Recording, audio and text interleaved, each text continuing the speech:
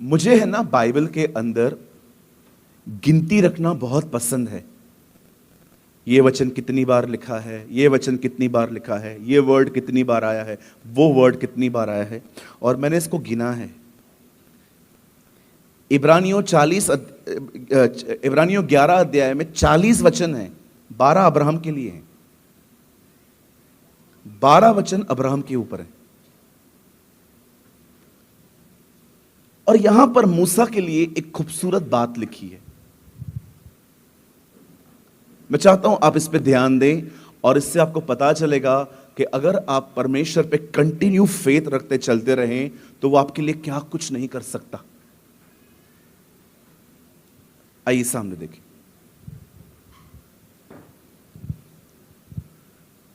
जब यूसुफ मिस्र का बादशाह बना, लगभग वो बादशाह ही था, तब उसने अपने डैड को स्पॉन्सरशिप दी। उसे भाइयों से कहा पप्पा को ले आओ और हम यहीं रहेंगे। और बाइबल बताती है यूसुफ के कहने पे उसके भाई और उसका पिता ये सब मिस्र में आके रहने लग गए। जब तक यूसुफ जिंदा था ये राजाओं की तरह रहते थे,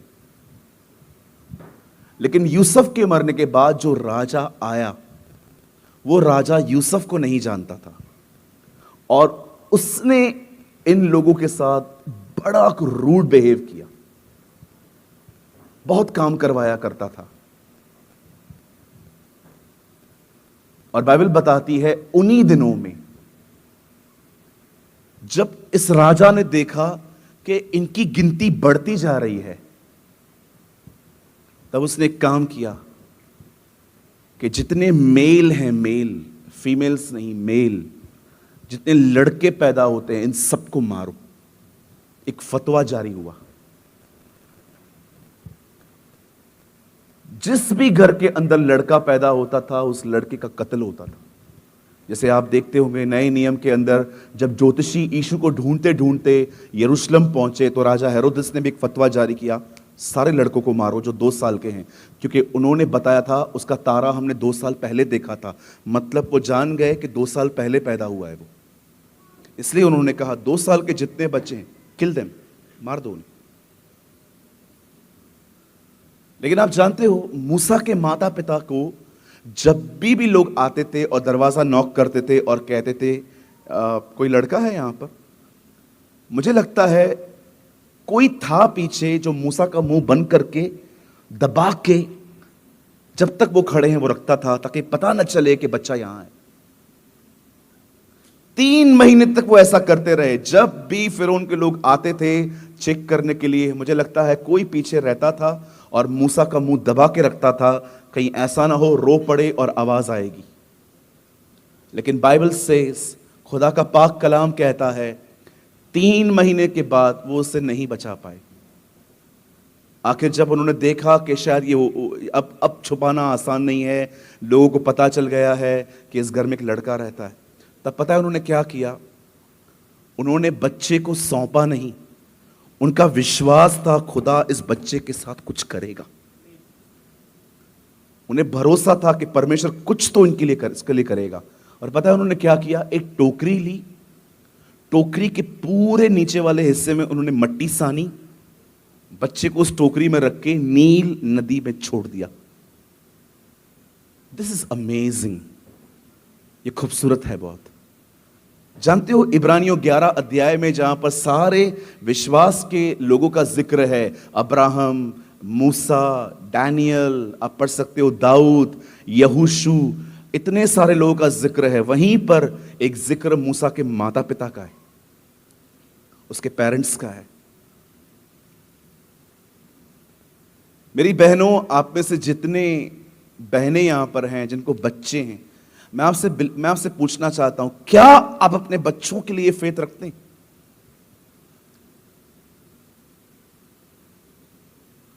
बोलिए। कई बार आपको लगता होगा कि मेरे बच्चे बिगड़े हुए हैं, सारा दिन पबजी खेलते हैं, मेरी लड़की सारा दिन सेल्फियां निकालने में लगी रहती है। डोंट गिव अप, हारिए मत। इवन हो सकता है आपके बच्चे ऐसे हैं कि आपके मुंह से यीशु के बारे में भी नहीं सुनना चाहते। जब भी आप उनको बोलते हो चर्च चल रहा है, नो नो आप होकर आओ, मुझे बताना बाद में पास्टर ने क्या बताया, उनके व्यवहार को देख के घबराइए मत। इवन अगर वो प्रार्थना भी नहीं करने देते ना आपको, उसके बाद भी जब वो सो जाते हैं ना, उनके लिए प्रार्थना किया करो, प्रभु मैं भरोसा करती हूं ये बड़ा होके आपका दास बनेगा, he will be the man of God. Don't give up. मैं बॉम्बे से हूं। मेरे चर्च के अंदर जिन लड़कों की आज उम्र 19 और 20 साल है ना, वो 16 साल की उम्र में ड्रग्स लेते थे। मेरे पास उनके वीडियोस पड़े हैं। हुक्का पी पी के धुएं नाक से निकालते थे। ऐसे ऐसे नशे जो आपने कभी सुने भी नहीं होंगे, ना मैंने सुने थे, 16 साल की उम्र में वो करते थे। आज वो मेरे कलीसिया के अंदर जहां मैं प्रीच करता हूं ना, आप देखते होंगे इन दिनों में हमारी चर्च इतनी फुल हो चुकी है कि अब मैं स्टेज पे लोगों को बिठाना शुरू कर दिया हूं। ये वही लोग हैं, ये चरस लेते थे, गांजा लेते थे, नशे करते थे। आज ये लड़के सुबह 10 बजे कलीसिया में चर्च पहला शुरू होने से पहले बाइबल लेके आते हैं और बैठते हैं और खुदा का कलाम सुनते हैं। Everything is possible. मैं आज इस मीटिंग के बाद 1:15 बजे के बाद मैं यहां पर ठहरूंगा। अगर कोई भी भाई है जो नशे में पड़ा हुआ है और आप मुक्ति चाहते हो, उससे उद्धार चाहते हो, आप चाहते हो मुझे छुटकारा मिले, ब्रदर मैं आपके लिए रुकूंगा, आप मुझसे मिलना। I will pray for you. कोई बड़ी बात नहीं है जी।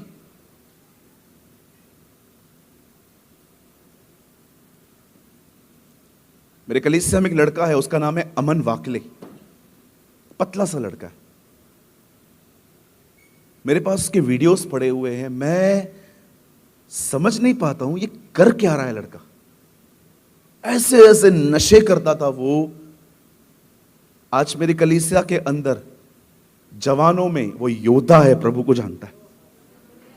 मैं मजाक नहीं कर रहा हूं। आज वो परमेश्वर को जानता है, इतना वो प्रभु के लिए जील में रहता है। मैं आप में से हर एक को कहना चाहता हूं, पवित्र आत्मा पापियों को धर्मी बनाना जानता है। आमीन। कभी भी आप देखें ना, आपके बच्चे भटक रहे हैं, आपके बच्चे ऑनेस्टली, जब मुझे कुछ बहनें अपने बच्चों को देती हैं ना हाथ में और कहती हैं ब्रदर एज पर खुदा आपको जो लीड करे, प्रे फॉर माय चाइल्ड, तो पता है मैं क्या करता हूँ? कोई बच्चा आ सकता है ऊपर, छोटा वाला, हे तू आ जा, कम, हाँ हाँ फास्ट फास्ट, तू बड़ा है क्या? जल्दी आ, यहाँ वहाँ क्यों देख रहा है? फास्ट फास्ट, जल्दी आओ जल्दी आओ जल्दी आओ। तूने माँ को बोला था ना गर्मी है, इसलिए तेरी हालत ऐसी कर दी। आजकल के बच्चे माँ बाप को बोलते हैं गर्मी है, मसूरी घूमने चले जाते हैं। एक हम है, हम दोनों, हम कुछ कहें अगले दिन बाल गुम। गर्मी हो रही थी ना, ताऊ बन गया अभी तू। मेरे हाथ में कभी भी कोई बहन बच्चे देती है, भाई बच्चे देते हैं कि ब्रदर ये हमारे घर में पैदा हुआ है। मैंने लास्ट 3 महीनों में 3 बच्चों के नाम रखे। एक लड़के का नाम मैंने रखा इज़राइल, दूसरे का नाम रखा आदि, और एक हमारे कलीसिया में बेटी पैदा हुई जिसका नाम मैंने रखा जेनेसिस। तो कभी भी जब बच्चे मेरे हाथ में आते हैं ना, तो पहली प्रार्थना पता है मैं उनके लिए क्या करता हूँ? मैं ये प्रार्थना नहीं करता हूँ, प्रभु मैं प्रार्थना करता हूँ इस बच्चे को आप बहुत बड़ा व्यक्ति बनाना, डॉक्टर बनाना, इंजीनियर बनाना। मैं पहली चीज़ पता है इनके लिए क्या प्रार्थना करता हूँ? और मैं ये भी जानता हूँ बेटा, जब मैं ये प्रार्थना करूँगा ना, तो खुद कहेगा अंकल मेरे लिए यही प्रार्थना किया करो। मैं पहली प्रार्थना इनके लिए ऐसी करता हूँ, प्रभु इनके अंदर इनके माँ बाप का स्वभाव ना आए, इसके अंदर इसके पेरेंट्स का नेचर कभी ना आए, क्योंकि इसकी मां झगड़ालू है। तू अपनी मां को क्या देख रहा है? मुझे आंटी, इसकी मम्मी इधर ही है क्या? आप हो? आंटी मैं आपके लिए बात नहीं कर रहा हूं। और ये आपको ऐसे क्यों देख रहा था? आप करते हो क्या ऐसे? कभी कभी बच्चे सच्चाई बयां कर देते। ये सो स्वीट। मेरी बहन, मैं आपको नहीं कह रहा हूं, हाँ मुझे झारखंड वापस आना है। मैं कभी कभी बच्चों के लिए नहीं, मैं हमेशा यही दुआ करता हूं, प्रभु इन बच्चों में कभी भी इनके माँ बाप का स्वभाव ना आए, क्योंकि आप जानते हो ह्यूमन नेचर इज करप्ट। मैं दुआ करता हूं स्वर्गीय पिता, इसमें आपका स्वभाव आए। आमेन। Right sir. फिर मत बोलना मां को मैं गर्मी है, अगले साल भी यही हाल बना देगी तेरा। क्या नाम है इसका? नहीं ऐसे आप बता दो। सिद्धीश, खुदा आपको बहुत बरकत दे। You will be the man of God. आमीन। ठीक है, शर्मा के बैठ जा। बच्चे बहुत अच्छे होते हैं ना, है ना। हमारी कलीसिया के अंदर एक बच्चा है, मैं मीटिंग प्रीच कर रहा था कि पतरस ने अपनी सांस को यीशु के पास ले गया, यीशु को अपनी सांस के पास ले गया और यीशु ने उसको चंगा किया। और उसके बाद मैंने प्रचार किया कि उसने फिर प्रभु का इनकार किया। तब मैंने एक बच्चे से पूछा, बेटा बता आज तूने क्या सीखा? बच्चे ने उत्तर दिया, सांस को ठीक करोगे तो इनकार नहीं करेगा तो और क्या करेगा। ये कहां से सीखा यार तू? ऐसी चीजें सीखते हैं ये लोग। some kids are very clever। आइए सामने देखिए। Okay, it's a joke. ऐसा ना हो आप भी ऐसा ही करें। बाइबल कहती है मूसा के पेरेंट्स को बिलीव था इस बच्चे के साथ कुछ होगा, हम इसे फिरौन के हाथ में नहीं देंगे, हम इसे मार नहीं डालेंगे, हम इसे छोड़ देते हैं खुदा के भरोसे पे। उन्होंने टोकरी ली, टोकरी को नीचे से पूरी मिट्टी डाली और बाइबल बताती है उन्होंने उस बच्चे को छोड़ दिया। अब देखो परमेश्वर ने क्या अद्भुत काम किया उन लोगों के लिए जो उस पे ईमान रखते थे। परमेश्वर ने पानी को उसी दिशा में बहने दिया जिस दिशा में नील नदी पे चलते चलते फिरौन के दरबार का पिछला हिस्सा आता था। और आपको पता है ये टोकरी उसी समय वहां पर पहुंची जब फिरौन की बेटी वहां पर बात ले रही थी, वो नहा रही थी। तो उससे दूर से क्या देखा, और मूसा की जो बहन थी ना उसे टोकरी छोड़ के वो टोकरी को देखती देखती देखती देखती जा रही थी। अचानक पता है क्या हुआ, नील नदी में इस टोकरी पर फिरौन की बेटी की नजर पड़ी। उसने अपनी दाई को बोला, हे कम जाओ वो टोकरी लेकर आओ। और जैसे वो टोकरी आगे लेकर आई, उसे टोकरी देखी, हाँ, बच्चा। और पता है जैसे उसने इस बच्चे को देखा उसने पहली चीज क्या कही, ये किसी इब्री का बच्चा है। आई थिंक ही और शी, जो भी उसने क्या कहा, ये जो बच्चा है ना किसी हिब्रू का है। और वहां पर उसकी जो बहन थी वो भी वहीं खड़ी थी। अब ये कॉन्सिक्वेंसेस नहीं है, देखो खुदा क्या कर रहा है। वो औरत उस बच्चे को अपने साथ लेती है और मूसा की जो बहन थी उसी को बुला के कहती है, सुन इस बच्चे को ले जा और किसी को बोल मेरे लिए से दूध पिलाए और मैं उसे पेमेंट भी दूंगी। अब आप सोचो मूसा की मां कितनी खुश हुई होगी और बहन आती होगी, मां भैया वापस आ गए। Wow, what a God we have! Mummy, see Moses! यहां जितने भी लोग हैं जो मसीह में हैं, और अगर आपका कोई मसीह में मर चुका है, मैं आपको बताना चाहता हूं आपको निराश होने की जरूरत नहीं है। Yes, we are humans, हमें तकलीफ होती है, लेकिन मैं आपको एक आशा देना चाहता हूं, बहुत जल्द जिनको हमने खोया है हम उनसे फिर से मिलेंगे। Oh hallelujah! यही तो हमारी मसीह में आशा है। आप जानते हो हम जब वहां पर मिलेंगे हम एक दूसरे को पहचानेंगे। आप एक दूसरे को पहचान पाओगे, हम एक दूसरे से मिलेंगे, आप मुझे कहोगे भैया यीशु सहाय। आपको पता है आप झारखंड आए थे, रांची में आए थे, बड़ी गर्मी में आपने हमें बिठाया था। मैं प्रभु को बोलूंगा ये शिकायत करने वाला इधर कैसे आ गया प्रभु। हम वहां पर एक दूसरे को पहचानेंगे। कहां लिखा है, क्योंकि यीशु भी महिमामय देह में हर एक को पहचान रहा था। सेम बॉडी हमें मिलेगी। बाइबल बताती है मूसा वापस आ गया। अब देखो परमेश्वर ने 3 चीजें की उनके लिए जो बड़ी खूबसूरत हैं। पहली चीज, मूसा घर वापस आ गया। जरा सोचो उस दिन उनके घर में क्या सेलिब्रेशन हुई होगी।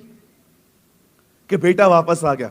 अब दूसरी चीज, अब ये बताइए, जब ये लड़का रोता होगा और फिरौन के लोग आते होंगे, ए कौन है अंदर, कौन रो रहा है, तो बताओ अंदर से आवाज क्या आती होगी?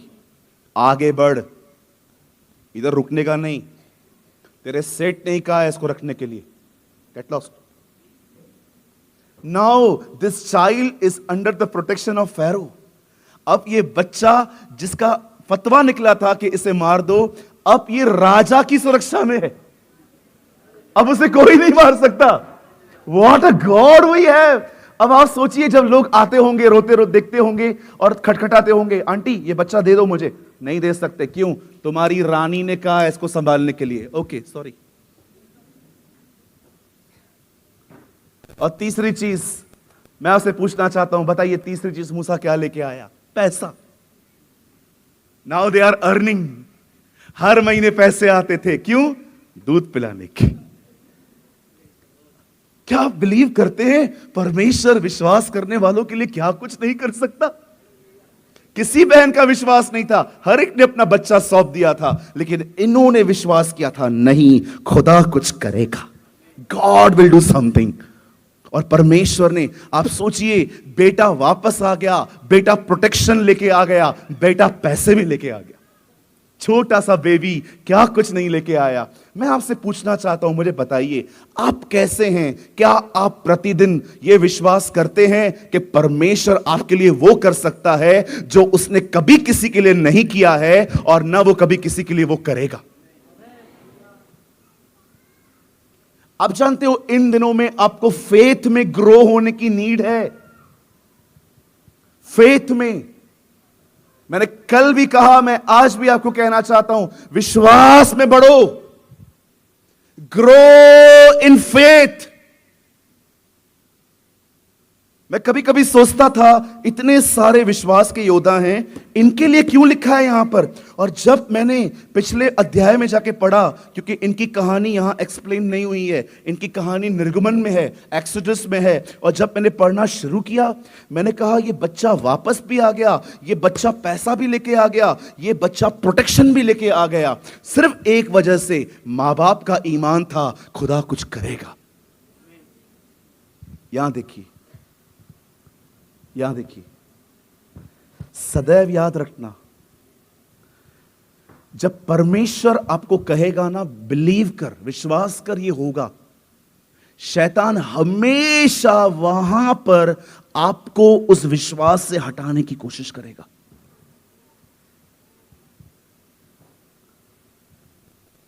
मेरे कलीसिया के अंदर एक बहन आई,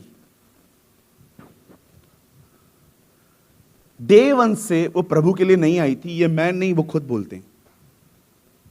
वो कहती है, ब्रदर मुझे बच्चा नहीं था, और मैंने यूट्यूब पे बड़ी गवाहियां सुनी हैं कि कैसे बहनों को बच्चे हुए हैं प्रभु यीशु मसीह को मानने के बाद, मैं इसीलिए आई हूं।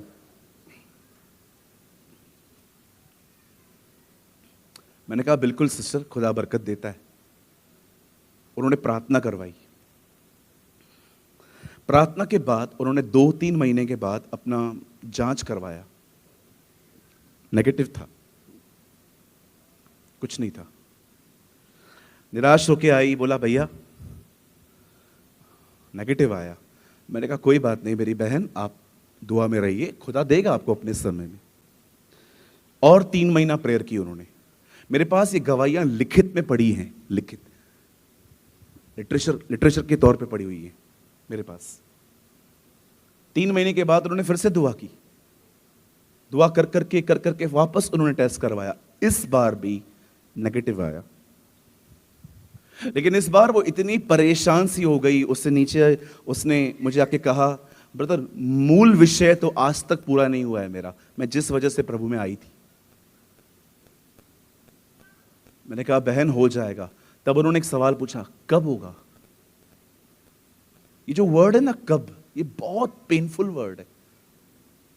इंतजार टूटने के बाद अक्सर ये वर्ड निकलता है, कब। मैंने कहा बहन होगा, प्रभु पर भरोसा करो। मुझे परमेश्वर ने कहा तुझे पता है सूरज, जिस बात पर ये बिलीव करती है ना कि मैं इसके लिए करूंगा, शैतान उसी विषय में से धक्के मार के हटाने की कोशिश कर रहा है। मैंने एक बार उनके हस्बैंड को और उनको कॉल किया, मैंने कहा मैं आपसे ऑफिस में मिलना चाहता हूं, आप आ सकते हैं? उन्होंने कहा हाँ ब्रदर, आप जब बोलोगे हम आएंगे। मैंने कहा संडे को आओ। संडे को वो आए और मैंने उनको 15 मिनट तक ये बात समझाई कि जिन बातों पे आप ईमान रख रहे हो ना, उन बातों से आपको हटाने की कोशिश की जा रही है। आप याद रखिए, परमेश्वर कई बार आपके दिलों में कुछ चीजें डालता है और आपको कहता है भरोसा कर, मैं ये करूंगा। खड़े रहो वहां पर। अब्राहम ने परमेश्वर से कभी बेटा नहीं मांगा था, परमेश्वर ने अब्राहम से कहा था मैं बेटा दूंगा। अब्राहम को सिर्फ एक काम करना था, अपने ईमान में बने रहना था। बहुत सारी बातें आएंगी, इसीलिए पौल कहता है मैंने विश्वास की रखवाली की है। उसके विश्वास को भी तोड़ने के लिए बहुत सारी चीजें आएंगी। अरे आप बिलीव करो, हमारे चर्च के अंदर कोविड से 3 महीना पहले एक बहन आई और कोविड में उसका भाई मर गया। सारे मोहल्ले ने पता उसको क्या कहा, तुम्हारा भाई इसीलिए मरा क्योंकि तुम यीशु में गए थे। जब चर्च स्टार्ट हुई ना, वो मेरे पास आके बोलती है ब्रदर आपको पता है लोगों ने मुझे क्या कहा, तू यीशु के पास गई ना इसलिए तेरा भाई मर गया, ना होती तो नहीं मरता। ऐसे ऐसे विश्वासों को तोड़ने की कोशिश की जाती है। इसीलिए यीशु ने कहा जब मैं वापस आऊंगा कितनों में विश्वास पाऊंगा। आप जानते हो आज बहुत से लोग अपना फेथ खो रहे हैं। फेथ, बिकॉज वो फेथ खो रहे हैं इसीलिए अपने लाइफ में हैप्पीनेस भी खो रहे हैं। विदाउट फेथ आप हैप्पी रह ही नहीं सकते, स्ट्रेस राज्य करेगा आपके ऊपर अदरवाइज।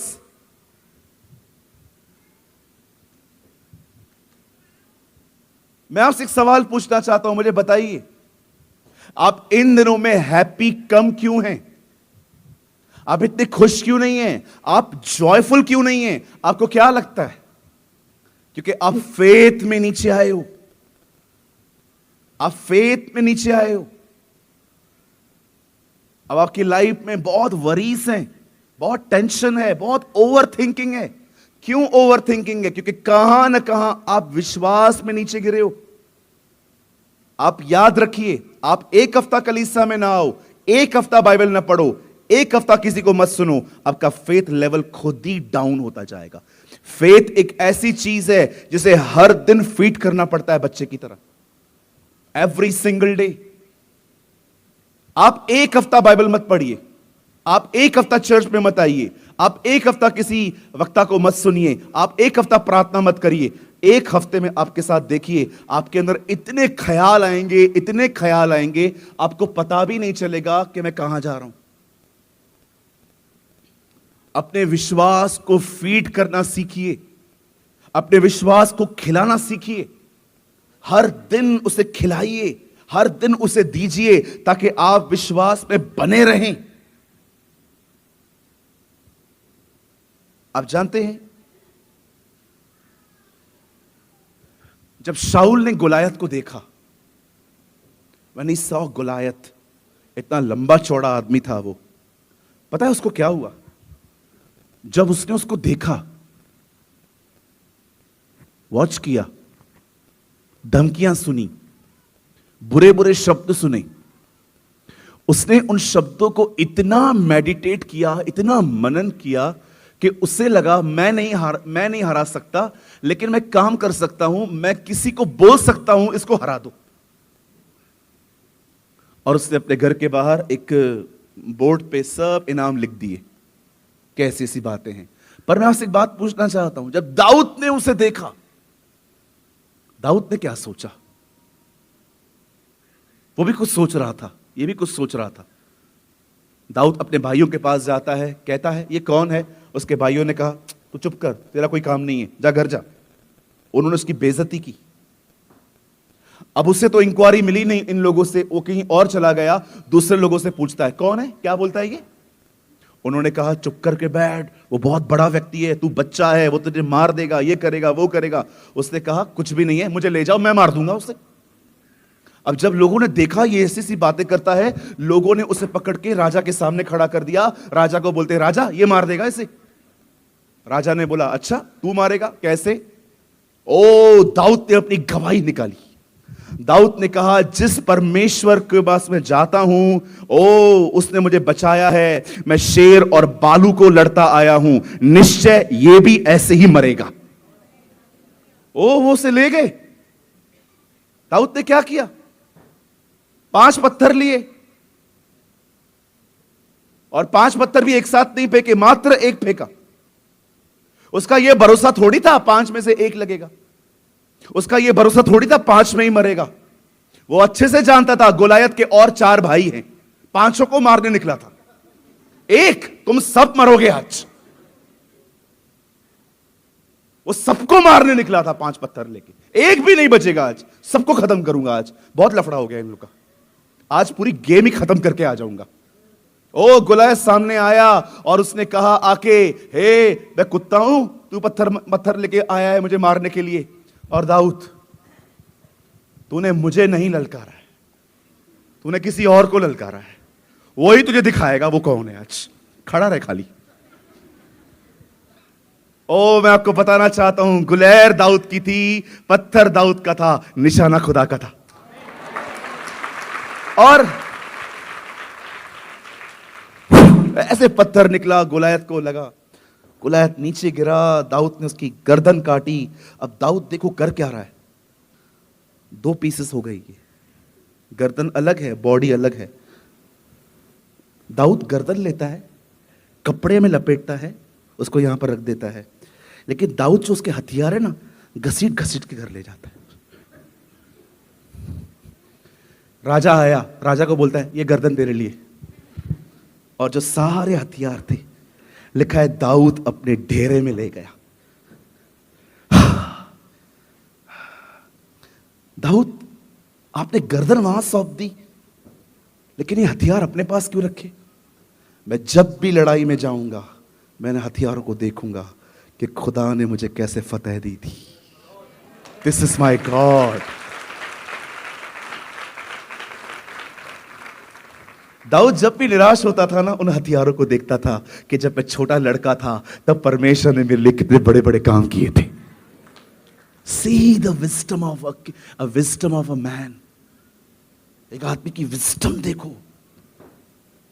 क्यों बाइबल कहती है उन्होंने एक लड़ाई लड़ी और वहां पर एक पत्थर रखा जिसका नाम रखा यहोवा एबनेजर, जिसका मतलब है यहोवा की सहायता से हमने जीत हासिल की।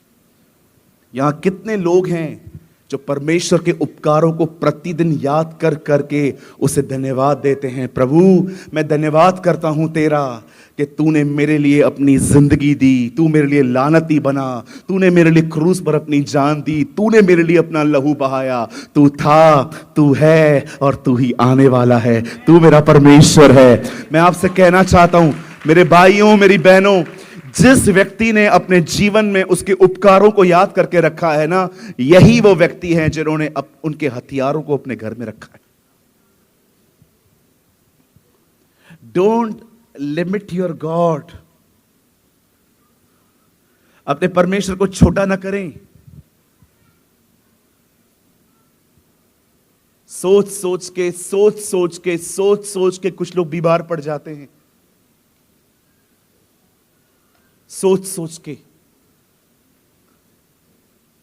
जब आई वॉज इन दुबई, मैं दुबई में था, मैंने वहां पर एक बात देखी। वहां के लोग है ना, ड्राइविंग भी इंजॉय करते। ड्राइव करते हैं ना, जब भी आप उनको देखो, स्टीयरिंग ऐसे घुमाते। हमारे लोग देखे खाली खाली कट मारे, दिखता नहीं क्या? हाँ, क्या है हाँ? इतने फ्रस्ट्रेट क्यों हैं हम लोग? बहनों, आप क्यों भूल जाते हो ब्रेक हाथ में रहती है?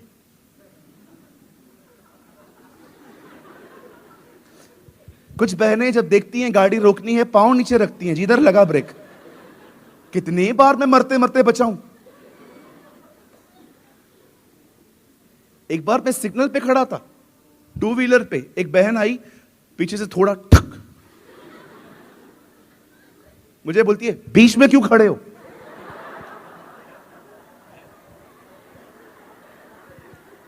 मैंने कहा lady see, it's a signal. ओ, देखा या किधर खोए हो इन दिनों में? हेलो, ड्राइविंग एंजॉय कर पाते हो? मुझे 90-80 की एक मूवी याद आ गई, जब राजेश खन्ना एक ड्राइव कर रहे थे और पीछे, नहीं राजेश खन्ना नहीं कोई और था, और पीछे म्यूजिक आती थी, वाऊ वाऊ वाऊ वाऊ वाऊ। देखा था आपने पीछे? ऐसे म्यूजिक से आती थी, डिशुम, वो लोग मुंह से निकालते थे आवाज। लोग ड्राइविंग को एंजॉय करते हैं, और आप लोग ड्राइव को एंजॉय कर पाते? क्यों नहीं कर पाते? कितने लोग हैं जब गाड़ी निकालते हैं घर से, ओ ठंडी ठंडी हवा, लोग देख रहे हैं कि आपके पास पुरानी गाड़ी है। कितने लोग हैं मुझे बताइए शॉवर एंजॉय कर पाते? जब आप नहाते हैं, ओह, आप देखिए, आप किसी होटल में जाइए, वहां पर हमेशा होटल के अंदर वॉशरूम में ग्लासेस पड़े रहते हैं। कुछ लोग हैं ना, नहाते नहाते जूस भी पीते हैं, शराब भी पीते हैं, उनसे हमारा कोई काम नहीं है। कितने लोग हैं मुझे बताइए?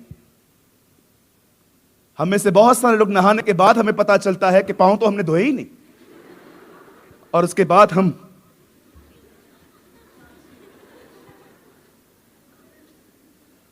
न शावर एंजॉय कर पाते हो, न ड्राइविंग एंजॉय कर पाते हो। कुछ लोग तो फूड भी एंजॉय नहीं कर पाते, ऐसे खाते हैं कभी मिला ही नहीं है, जैसे 5 मिनट में खत्म भी हो गया खाना। न फैमिली एंजॉय कर पाते हैं, न खाना एंजॉय कर पाते हैं, न ड्राइविंग एंजॉय कर पाते हैं, न किसी के साथ कंपनी एंजॉय कर पाते। पता है क्यों नहीं एंजॉय कर पाते? क्योंकि हमने अपने बोझ अपने सरों पे रखे, हमने खुदा को कुछ भी नहीं दिया है, नथिंग।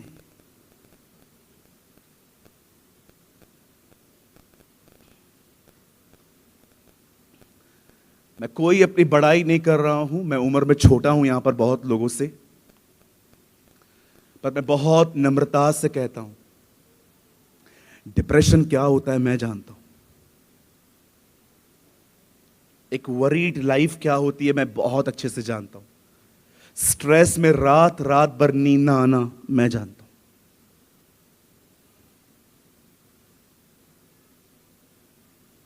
मुझे अनुभव है। एक समय था मैं मौत को हर दिन छू के आता था। 2018 से 2021 तक मैं बीमार था, मुझे पेट में स्टमक इश्यूज थे बहुत सारे, पूरी पूरी रात मैं बैठ के सोता था।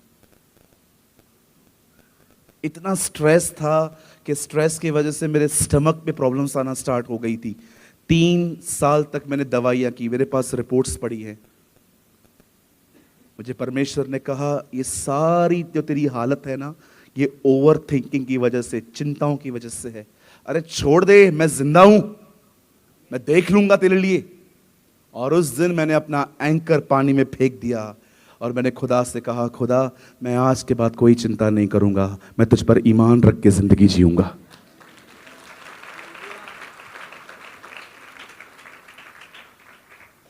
आप जानते हैं, मैं बंद करने से पहले एक आखिरी लाइन बोलना चाहता हूं, one last line. My Bible says, परमेश्वर के पास आने वाले को यह विश्वास करना चाहिए कि वो है, और वो विश्वास के बिना प्रसन्न नहीं होता। आप जानते हो कौन सी चीज परमेश्वर को प्रसन्न करती है? When you live in faith, जब आप विश्वास में जीते हो। विश्वास में जीने का मतलब क्या होता है? सराउंडिंग नकारात्मक परिस्थितियां हैं, कुछ भी अच्छा होते नहीं दिख रहा, परमेश्वर कह रहा है मैं करूंगा, लेकिन वो करता नहीं है, और इन सारी चीजों के अंदर आप उसकी ओर निहारते रहते हो, उस पर भरोसा करते रहते हो। It will make God happy. ये चीज खुदा को खुश करती है।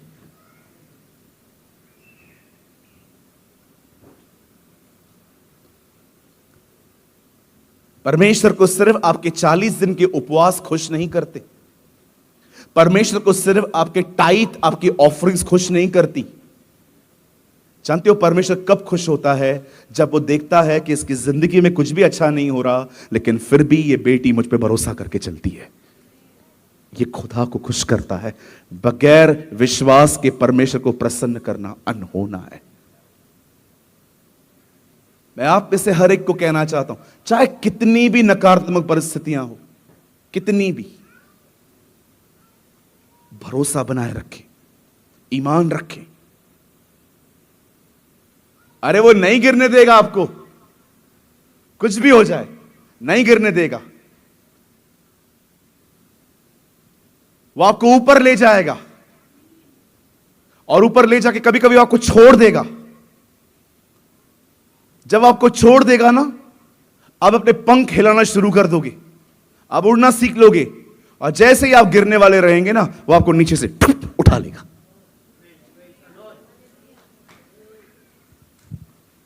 आप जानते हैं अकाब जब अपने बाल खो देता है तब वो क्या करता है? It's very very amazing. खुदा ने उनको ऐसा बनाया है। आपको पता है जब अकाब अपने बाल खो देता है तब वो क्या करता है? अकाब कभी अपने घोंसले पेड़ पे नहीं बनाता, वो सदैव अपने घोंसले चट्टानों के बीच में बनाता है। और जब वो देखता है ना कि मेरे बाल निकल गए हैं, मेरी ताकत चली गई है, पता है वो क्या करता है? वो सीधा अपने घोंसले में जाता है और कई महीनों तक बाहर नहीं आता, सिर्फ खाना खाने के लिए। और पता है वो सारा दिन वहां पर क्या करता है? अपनी चोंच को घसता रहता है चट्टान से, अपनी चोंच को चट्टान से घसता रहता है। और जैसे जैसे वो चट्टान से अपनी चोंच को घसता है ना, उसके बाल वापस आना शुरू हो जाते हैं। हम बिल्कुल ऐसे ही हैं। अगर आप देखते हो ना आप कमजोर हो, याद रखो आप एक अकाब हैं और मसीह आपकी चट्टान है। जाइए उसके पास, बैठिए, वो आपकी ताकत को नया बनाएगा। ओ हालेलुया।